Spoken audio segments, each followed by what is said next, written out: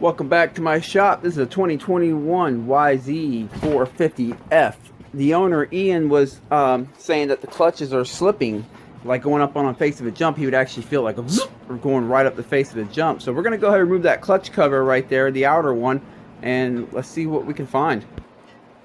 Obviously, the first thing I've done is drop the motor oil. Then I come over here for the brake pads, and I just use a flathead and kind of separate the brake pads and get the flathead behind the piston here and compress the piston all the way down. That'll allow me to pull that brake lever down so I can remove that cover without actually removing that whole brake lever. One thing that's very important to mention is anytime you separate the brake pads like that and compress the brake piston to be able to lower the brake lever like we're about to do, you want to make sure you always pump the brake lever when you're done before the bike's ridden again, so that the first time someone goes in a corner, they don't find out they have no back brake and they have to pump it back up.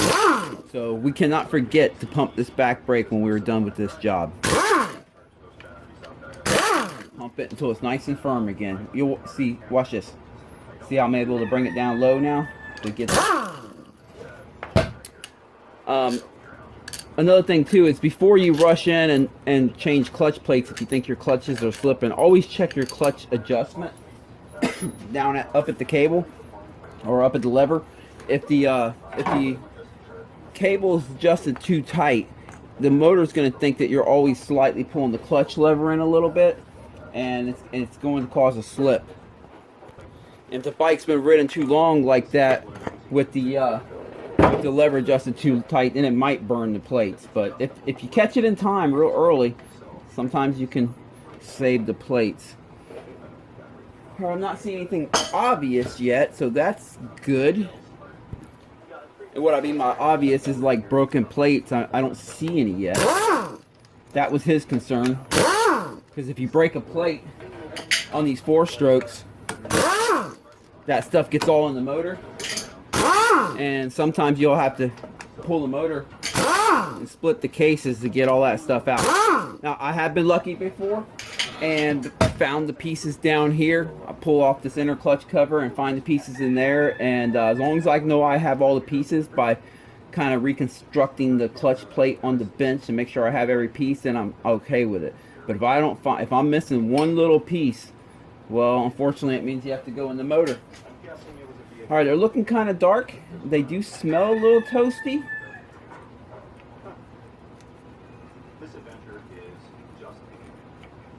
But the good news is, as of yet, I don't see any broken ones. Let me go ahead and get that last one out. Because in all honesty, that's really all I'm worried about. Is there a broken one? We can replace clutch plates. Clutch plates, you know, they are a wear item, and they can, you know, go bad and start slipping. That's not a big deal. But a broken clutch plate is a bummer. Like I mentioned, it can get all up in the motor. Yeah. Okay, I can see, let me get you up in here. You can see the signs that it has been slipping. You see how it's dark up in here, this part? Oh, it's pretty grooved up too. We might end up having to replace that. The pressure plate looks good. It's not burnt or anything. It's not grooved up. So we're gonna be able to reuse this. Let's run through these plates and check them out. I like to twist them and stuff, make sure it's not broken. Well, they're toasty. I'm going to say what happened here was his clutch. Woo, that was dark. See how dark that steel plate is? He's going to need steels and fibers. I'm guessing what happened here is at some point the clutch either got off adjustment and it was adjusted too tight and he rode it and burnt the plates up, or maybe he was riding with his finger on the clutch. But you know, what I mean by on the clutch is actually like pulling the clutch in some. You know, a good rider will keep their finger on the clutch lever the whole time. But sometimes we have a tendency with the death grip while our fingers on the lever to pull the lever in a little bit. Because that's all these are. They're just burnt.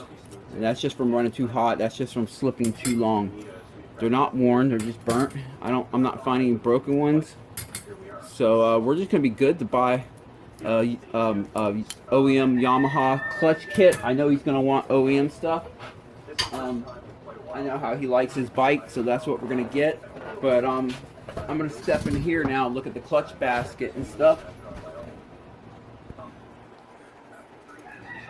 Yeah, that thing's pretty grooved up in there. I can feel it in my fingers. So, and it also has grooves right in here where the steel plates go into these splines. I can see it's grooved up. So, yeah, the clutch basket itself is actually doing really good. No grooving at all yet. So we're gonna be able to reuse the clutch basket. I'm just gonna get this inner part of the basket right here, and a set of OEM clutch plates, and I think he's gonna be good. So that's good. So let me go ahead and get them ordered up, and we will put this thing back together. And like over $200 later, we have the clutches here. We have new clutch springs, all new steel plates. It uses all the same part number for all the steel plates, but for the fibers, there are two separate part numbers. You have 5 of them over here, and then you got these 3 that have a slightly different. You see, this is 5TA, and that's 5VY. So we're gonna have to look at the schematic and figure out, you know, what arrangement these go in as we're putting them in. So let's go ahead and do that. All right, I just went to Rocky Mountain, pulled their schematic here. So there's a basket, so that shows us which side that we're looking at here. The first 8, I'm sorry, the first 3 will be the 5TA, and then the next 3 will be the 5VY, and then the remaining 2 will go back to the 5TA. But I almost forgot, before we put them in, we got to put this in. So let's go ahead and do that. Alright, first thing I need to do is get this out of my way. I'm just checking to make sure there's no ball bearing in there. There is. It's in here. Make sure you do not lose that little ball bearing right there. I'm just going to leave it in here though. Boy, his oil is dark. But that's okay. We're going to be changing the oil. When he burnt his plates up, it just destroys the oil. But there's a tab, a locking tab, and you have to bend that up and out of the way so we can get the nut off there. Alright, this takes a 30mm socket. I'm just going to use an end pack. That's always the best way to get these on and off, quickest at least. You see they didn't have it real tight. That was on setting number 1 of my end pack. They are truly relying on the locking nut to hold that in. But when we put it back on, obviously we're not going to over tighten it, putting it back on. And I will use a little Loctite. Even though I will be using the locking tab at the same time, because I don't want it to ever come loose and have to rely on that locking tab. There's the locking tab. We got the nut off. And all we got to do is slide this thing off. There you go. Now, some bikes you can get to, if you have to change the clutch basket, some bikes you can change the clutch basket without removing the whole clutch cover, and some you can't. I'm going to find out on this one for you real quick.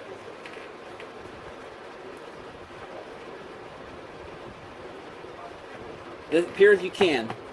So you can change this clutch basket on this one without pulling off this whole clutch cover. So that's pretty cool and pretty convenient. There we go. Let me get it all the way back on there. Because at this point, if we had to change out this clutch basket as well, we could. At this point, you just slide it off. Obviously, you'd have to move this down and slide it out and swap it out. But we don't have to, so I'm not going to pull it all the way out. We put this washer back on, and we will start assembling her back together. Let me go get the new clutch hub or boss or whatever you call it. Alright, brand spanking new. This one doesn't have the grooves that this one has. I don't know if you can see the grooves in there on the camera, but the new one is brand new. So that's awesome. Pop that in place. There we go. The lock tab washer, whatever you want to call this thing, and a little bit of Loctite. I like to use Loctite on everything, even when they do have a locking washer or locking tab. It's just a practice I have. It doesn't hurt. Alright, using setting number 1, same setting I used to take it off, which is the lightest setting on this impact. If you're going to use an impact, be familiar with your impact. You can strip stuff out. There we go. Now all I have to do is bend that tab over right there and we'll lock her in. Just going to use some channel locks.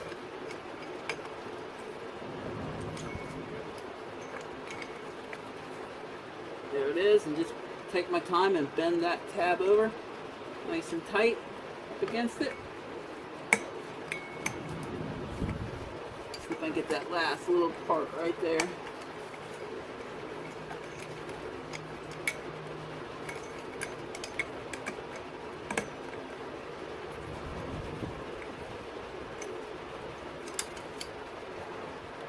There we go, got her locked into place there. Don't forget the ball bearing that goes in here, or you can just slide it in here and then put it in place. Alright, now it's time to put the clutches in. So it's important to keep these clutch plates in their bag, in my opinion, until you're ready to install them. Look, this is the the 5VY, and this is the 5TA. And they look near identical. Just by squeezing them in the bag, it feels like this is thinner than this one, but when you pull them out of the bag, it's going to be easy to mix these up. So what I do is I leave them in the bag until I'm ready to install them. And what I've done is I've set them in order. I know the first three have to be the 5TA, so I have 3 of them right here. 3 of them right here. And then the next 3 need to be the 5VY, and then the last 2 need to be the 5TA. So I just set them there on the ground in the bag. They're not going to get dirty. They're in the bag. And I have a jug of oil right here that I'll dip them in. Now some people put them in, soak them overnight in oil. I'm going to start with the first one here. You always start with the fiber first. Some people soak them overnight in oil. There's nothing wrong with that. Next one's a steel. Always make sure the rounded end of the steel plate goes towards the motor. There's a sharp end right here. If you just slide your fingers right here, and there's a rounded end. You're supposed to put the rounded end towards the motor. That will ease clutch engagement when you're letting out the clutch and allow it to bite tighter. There we go. And you just go back and forth, steel fiber, steel fiber. But anyway, there's nothing wrong with soaking them overnight. Although I was at a race one time at the Tampa Supercross, and I witnessed one of the racers' mechanic just throw a new set of clutch plates in, bone dry, right out of the bag. Didn't even oil them, didn't even soak them, didn't set them in oil or nothing. I thought that was interesting, and I thought, man, he must not be a good mechanic. But then I tried it myself on a few bikes, and no issues at all. Clutches worked great the minute I first put them in gear, and long life out of the clutches. So I was like, why are we even oiling these things? I don't know. But for good practice, I just dip them in oil. I don't even worry about soaking them overnight. Just a good dip and they're ready to go. Just so they're not dry on initial startup, they do have oil. And even just dipping them, it's going to, the plates are going to absorb it. Again, back to the steel plate. Sharp edge, round edge towards the motor. Now go to the third 5TA plate. Let me cut this one out of the bag. So anymore, I don't worry about soaking them overnight. Now that I've tried them dry and they work dry, you can put them in dry and they're going to feel great the very first time you put them in gear, and you're going to get the same amount of life out of it. I'm like, why even? You know, it's not necessary. I just do a quick dip just for peace of mind, and at least I know they do have oil. Round edge towards the motor. Okay, so that was the first 3 plates that were the 5TA. Now we're going to the next 3 plates that are the 5VY plates here. And cut them out of the bag.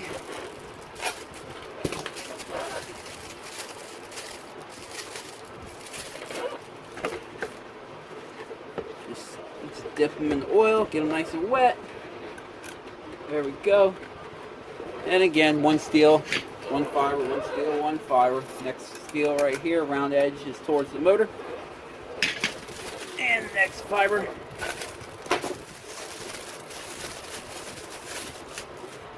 Obviously, some bikes I think are more particular, possibly than others, but as far as like having good oil on them. But I haven't really found anything different. I just do them a quick dip and they're good. Round edge towards the motor. All right, here's the last 5VY plate. We'll put that in. This clutch is going to feel brand new when it's done.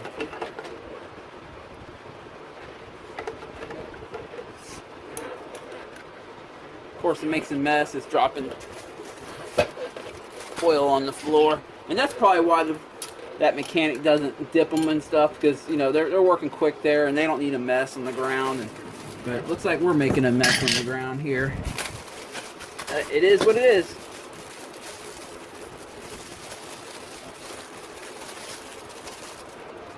Alright, oh, gotta dip it. Almost forgot to dip it.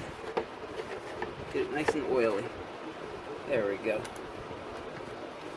And the last steel plate, and we have one more fiber.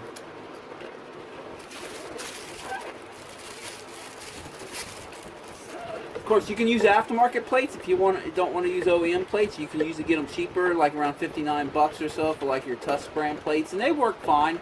Especially if you just need some plates that grip, they work fine.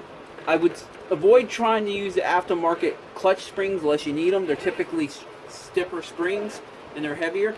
If you buy aftermarket clutch and it comes with springs, either reuse your stockers or buy some new stockers like we did, because the springs do fatigue.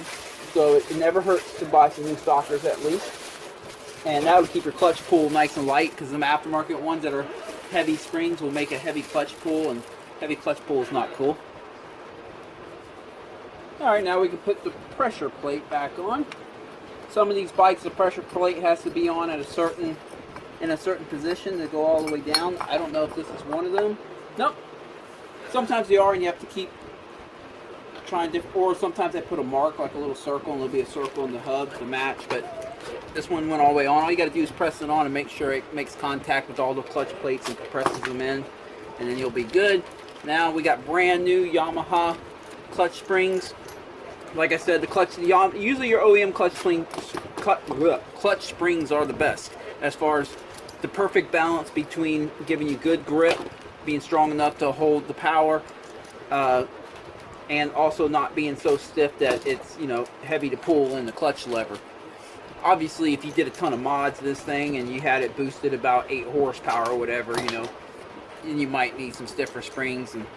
And even then, you don't have to use, if you buy stiffer springs, you don't have to use them all. You can just use 3 of the stockers in a triangle like this, and 3 of the heavy duty, and get somewhere in the middle, so it's not overly heavy. That's always an option. But when they're close to stock like this, using the stock springs, there's nothing wrong with that. You're going to get a better clutch feel. It's not going to be as hard to pull the lever in, and that's a good thing. Obviously, because he burnt his clutch up and he toasted it, we're putting new clutch springs in it just to be safe. But it never hurts. If you're going to replace the clutch, just go ahead and get the clutch springs. They don't cost that much money, and they do fatigue. They do get tired. Matter of fact, if you would hold this side by side with the clutch springs that we pulled off, typically the new ones even look a little taller than the old ones. They've just gotten tired and they've sacked out.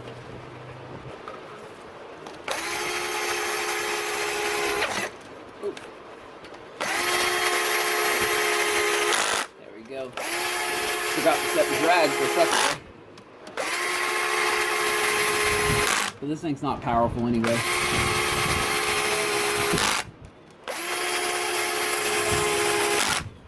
Alright, now I'll tighten them down by hand. Typically you don't have to use Loctite on these. Just tighten them by hand. What I do is I just hold the clutch so the motor doesn't spin. And you don't have to use Loctite because the spring kind of acts like a Loctite, holds them in place. I've never had them come loose, but there you go. Let me go back around one more time. If you're tight, you don't want to put them too tight. Definitely do not use an impact on these. The little towers that these things thread into can snap off, and you don't want that. So just tighten up by hand while holding the hub, like I just did here with just a ratchet, and that's usually good enough. And now we'll put the cover back on. Now remember, I have the brake pads spread out so that I can push the brake pedal down to get it out of my way. And these clutch covers have a reusable rubber gasket. As long as it's in good shape, you can reuse it. So I'll just push this down, pop it in place here.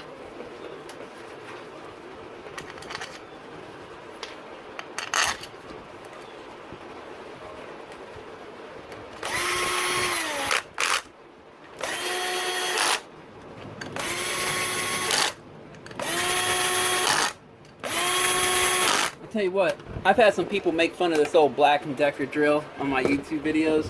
Let me tell you, I've had this thing for like 5 years now, and it still works. And I use it freaking every day. It's the only reason I can't replace it. It's all wobbly and stuff, but man, it just keeps going. I don't know what to say, but as long as it keeps going, I'm going to keep using it. And the same thing, just tighten them by hand. You don't want to strip them out, just snug them in pretty good. You just kind of twist it till it bottoms out and snug up against that. Got one more down here. And then when you're done, make sure the brake pedal, pump it back up. Since we spread them brake pads, you got to pump it back up, or you're going to find out on your first lap on the track you don't have a back brake until you pump it, and you don't want that. Alright, now I'm going to go ahead and change out the oil filter, fill her up with oil, and then we're going to start her up and put her in gear and see how she does. Oh, and by the way, one of the things I forgot to add in is when you're done, make sure you adjust your clutch cable for the new clutch. You always want to have a little play. I typically like to have mine a little on the tighter side, but let me flip this up so I can show you what I mean here. You see how I can just lightly push a little bit of play?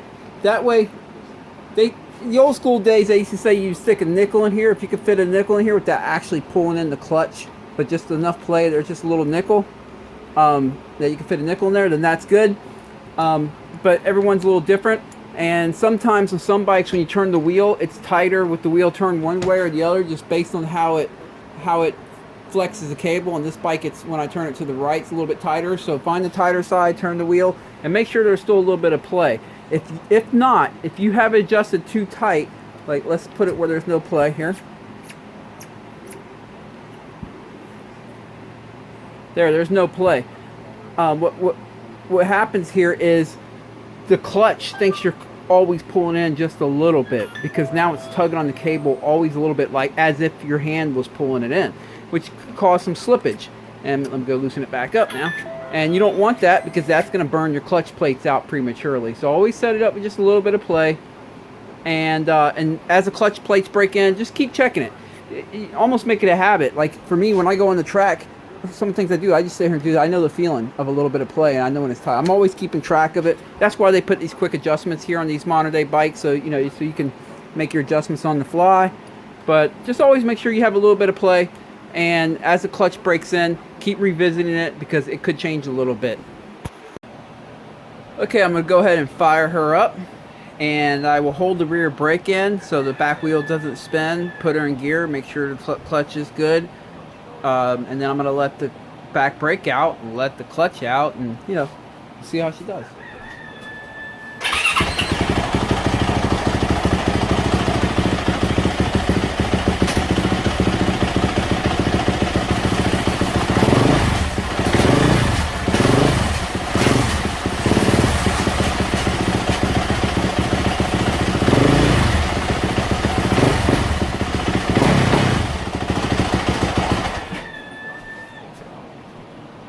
She's good.